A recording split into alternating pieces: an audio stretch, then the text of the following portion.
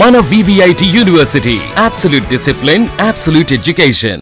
కాదు, మాధురి గారు బయటికి చాలా గడుసు, నేను చాలా యాటిట్యూడ్, నా మాట తీరు వేరుగా ఉంటుందని చెప్తారు, కానీ లోపల ఎలా ఉంటారండి? చాలా సెన్సిటివా, లేకపోతే ఆమె చెప్పినట్లుగానే రియల్ లైఫ్ లో ఉంటారా? అంటే సిచ్యువేషనల్ గా ఏదైనా ఇబ్బంది వచ్చేటప్పుడు, ప్రమాదం జరిగేటప్పుడు ఎదుర్కోగల శక్తి సామర్థ్యాలు గట్టిగా ఉన్నాయి.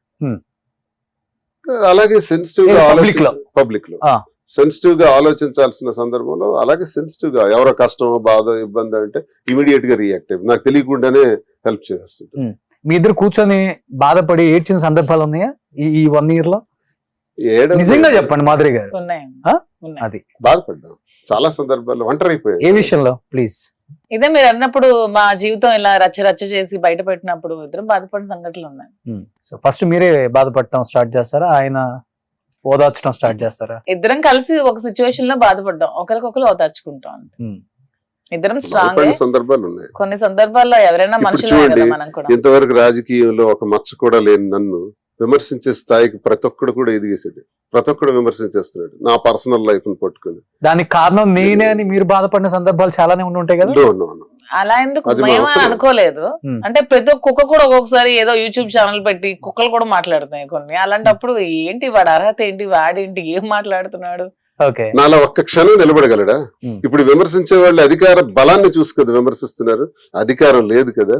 నేను ఎంత స్ట్రాంగ్ గా ఉన్నాను. రేపు రోజులు తిరగబడతాయి, మేము రూలింగ్ లోకి వస్తాం, మీరు అపోజిషన్ లోకి వస్తారు. ఒక్కడంటే ఒక్కడు నాలా కనబడతాడా? ఒక్కసారి చెక్ చేసుకోవాలంటున్నా. అధికారంలో ఉన్నప్పుడు ప్రతి పిచ్చోడు కూడా అరుస్తాడు, అధికారంలో లేనప్పుడు మేము మాట్లాడుతున్నాం. టార్గెటెడ్ గా ఉన్నప్పుడు కూడా మాట్లాడు. అది మా గట్స్, మాకు ధైర్యం. అది మా నిజాయితీ, మా ధైర్యం. మీకు ఆ నిజాయితీ లేదు, మీరు దొరికిపోతారు రేపు.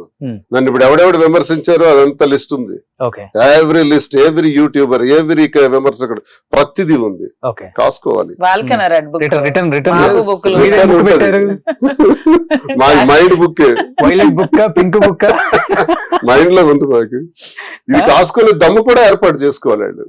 విమర్శించేవాళ్ళు రేపు మేము రెడీగా ఉండాలిరా బాబు. దువ్వాడ శ్రీనివాస్ నుంచి అటాక్ రెడీగా ఉండాలి. మాత్రం ఉండదండి, ఒకటే చెప్తున్నాను. ఇప్పుడు ఎవడైతే విమర్శించాడో అన్ని ప్రతి ఒక్కటి దాటిపోతారు. మా అల్లు అర్జున్ రప్ప ఇచ్చి వెళ్ళిపోతున్నారు. 2029లో మళ్ళీ డబుల్ ఫైట్ తో జగన్మోహన్ రెడ్డి గారు గెలుస్తారు ఖచ్చితంగా. ఇప్పుడు ఎలక్షన్ పెట్టినా గెలుస్తారు. ప్రతి ఒక్కడికి డబుల్ కాదు, 3 ఇచ్చి పడేస్తాం. జగన్ అన్నను ముఖ్యమంత్రిని చేసుకోవడం మా బాధ్యత. ఏంటండి మీ ఫ్యూచర్ ప్లాన్ ఏంటి? ఎమ్మెల్యే, మినిస్టర్ అవ్వాలన్నా? శ్రీనివాస్ గారిని ఎమ్మెల్యే గెలిపించుకోవాలని. ఓకే, సో మీరు ఎమ్మెల్యే వైఫ్ గా ఉండాలని. అధికారం చలాయిద్దామనా? అధికారం చలాయించడానికి ఎమ్మెల్యే అవ్వాల్సిన అవసరం లేదండి. అధికారం కాదు, మా ప్రజల కష్టాలు మాకు ఎప్పుడు చెప్పాను మీకు ముందు నుంచి. మీకు నిజంగా రాజకీయాలు అంటే ఇంట్రెస్ట్ లేదా? లేదా? ఉంది. మరి ఆయన ఎమ్మెల్యే చేయాలని ఎందుకంటే? ఫస్ట్ శ్రీనివాస్ గారు ఎమ్మెల్యే అయ్యి గెలవాలి, తర్వాత నేను చేస్తాను. నాకు ఇంకా టైం ఉంది, నేను ఇంకా చిన్నపిల్లని. మీరు చిన్నపిల్ల అని చెప్పొద్దు. అదే నేను ఇప్పుడిప్పుడు ఇంకా నేను చెప్తున్నాను కదా, చిన్నపిల్ల, ఇంకా అనుభవం రావాలి. ఇప్పుడు నన్ను అరెస్ట్ చేస్తే నాకు చాలా సింపుల్ థింగ్, కానీ అరెస్ట్ అయిన తర్వాత వచ్చే పరిస్థితులు తనకు చాలా ఇబ్బందికరమైన.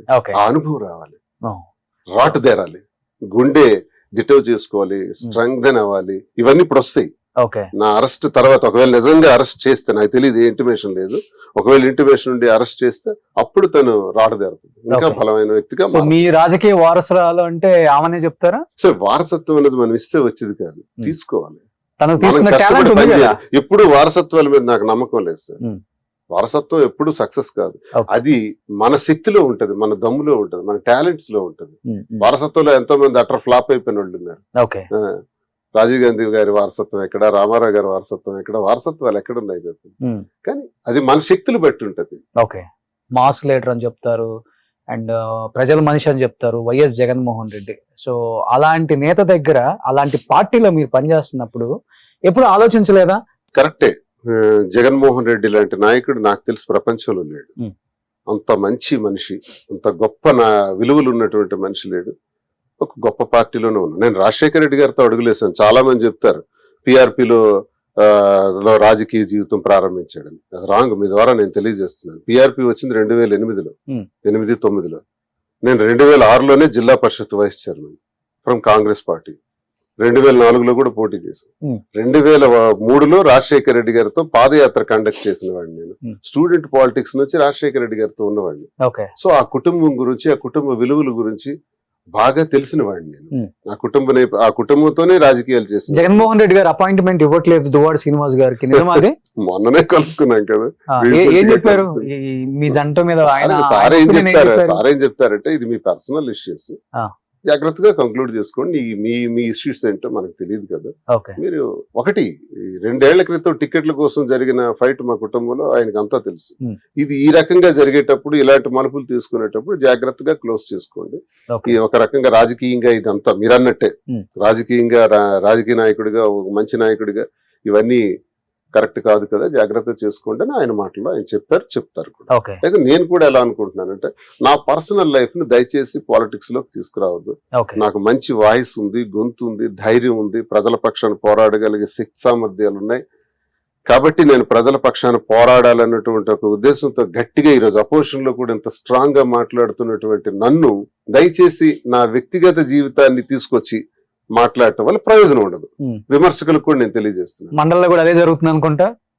మండల్లో ఎవరు నన్ను టార్గెట్ చేయలేదా? లేదు, ఈ విషయంలో టార్గెట్. కొంతమంది నాయకులు ప్రెస్ మీట్లలో చెప్తున్నారు దువ్వాడ సీన్ గురించి మాట్లాడి, మమ్మల్ని మేము తగ్గించుకో మా స్థాయిని, అంటే కేవలం అంటే ఈ విషయం వల్ల. అవును, వాళ్ళ స్థాయి కూడా అలాంటి వాడి స్థాయి కూడా దించాలంటే ఆడు చొక్కా ఇప్పాలి. ఎవడు కూడా చెప్పమనండి, ఒక్కడికి రాష్ట్రంలో రమ్మనండి.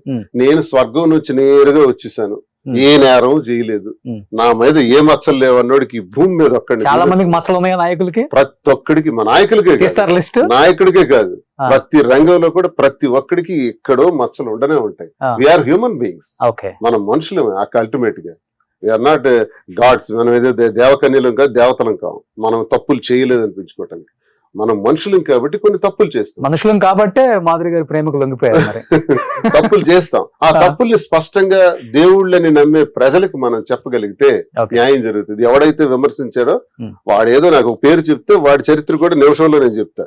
విమర్శించే వాడి చరిత్రలు కూడా చెప్తారు, రకరకాలుగా మాట్లాడతారు. అవన్నీ మనం పెద్ద. కానీ బయట వచ్చే కామెంట్స్ కి ఏం చెప్తారు ఇద్దరు ఈ రోజు? అంటే బయట ఆయన అరెస్టుల భయంతో దూరంగా ఉన్నారు, మాధురి దూరం పెట్టారు, విడిపోయే ఆలోచనలు ఉన్నాయి ఇద్దరికి. ఒకవేళ ఇన్ కేస్ ఇన్ ఫ్యూచర్ మనం ఏమనుకుంటామో ఏం జరుగుతుందో చెప్పలేం కాబట్టి, జీవితంలో ఎప్పుడు ఏది జరుగుతుందో కూడా చెప్పలేం. మా అంత భగ్న ప్రేమికులు లేనన్నోళ్ళు కూడా విడిపోయారు మీరు చెప్పిన ఫీల్డ్లలోనే. ఇన్ కేస్ రేపు విడిపోతే తట్టుకోగలరా, బతకగలరా ఇద్దరు? అసలు మాట ఎందుకు వస్తుంది, అసలు ప్రశ్న ఎందుకు వస్తుంది నాకు అర్థం కావట్లేదు. ఇన్ కేస్ జరుగుతున్న వాటిని మేము ఇద్దరం కలయికలో మేము కొన్ని బాధ్యతలు తీసుకున్నాం. మా ఇద్దరు కలిపి 5 పిల్లలు ఉన్నారు. 5 పిల్లల్ని చూసుకోవాలి జాగ్రత్తగా, వాళ్ళకి ఏ లోటు లేకుండా గౌరవంగా చూసుకోవాలి, గర్వంగా వాళ్ళు బ్రతికేటట్టు ఏర్పాట్లు చేయాలన్నది ఫస్ట్ డెసిషన్. 5 మీకిద్దరు? ఏమికిద్దరు? ముగ్గురు అండి మీకు? పిల్లలు. ఏం చేస్తున్నారు ఇప్పుడు? చిన్న పిల్లలు చదువుతున్నారు. ఒక అబ్బాయి, 3 అమ్మాయిలు. 3 అమ్మాయిలు. ఓ సూపర్. మీకు 2 అమ్మాయిలు. నాకు 2 పిల్లలు. ఇద్దరు కలిపి 5 అమ్మాయిలు. ఇద్దరు డాక్టర్స్. వారసుడి కోసం ఏమైనా ట్రై చేస్తున్నారా? ముందు మనకున్న 5 పిల్లల్ని అగ్రస్థానంలో పెట్టాలి, బాగా చూసుకోవాలి. ఇది మా డెసిషన్. 2 ప్రజలు. పిల్లల బాధ్యతలు మటుకు మీరు పక్కా. 2 ప్రజా జీవితం. ప్రజా జీవితంలో కూడా నమ్ముకున్న ప్రజల కోసం కష్టపడి ఆఖరి ఊపిరి ఉన్నంత వరకు పనిచేయాలి. ఇది మా డెసిషన్.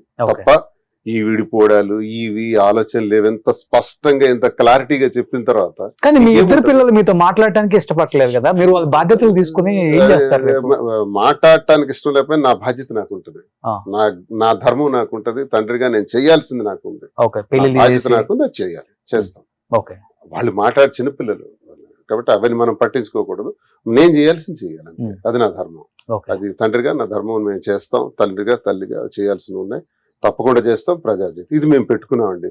ఈ విడిపోవడాలు ఇవి అవన్నీ ట్రాష్, అవన్నీ అభూత కల్పనలు, ఎవడో చెప్పుకునే సరదాగా వచ్చే మాటలు. ఇక అరెస్ట్ గురించి వస్తే అరెస్ట్ ని ఫేస్ చేస్తాం, జైలుకి వెళ్ళటానికైనా సిద్ధం. సుమన్ టీవీలో మీ పర్సనల్ అండ్ బిజినెస్ ప్రమోషన్స్ కోసం కింది నెంబర్ కి కాంటాక్ట్ చేయండి.